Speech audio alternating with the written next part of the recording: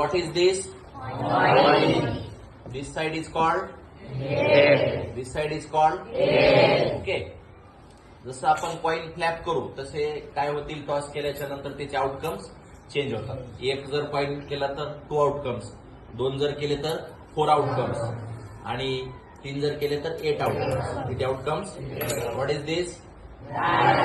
There are 6 sides. किती sides आहेत?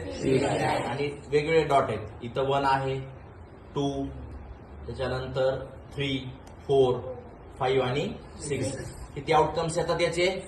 6 outcomes येतात. किती येतात?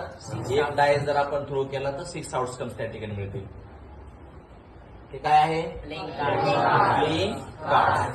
4 ग्रुप्स असतात. किती ग्रुप्स असतात? There are 4 groups. There are 4 groups of 13 cards. किती कार्ड्स? 26 कार्ड असतात रेड कलरचे. कोणत्या कलरचे? 26 असतात ब्लॅक कलरचे. त्याला काय म्हणायचंय? काय म्हणायचंय? Club card. आणि याला काय म्हणायचंय?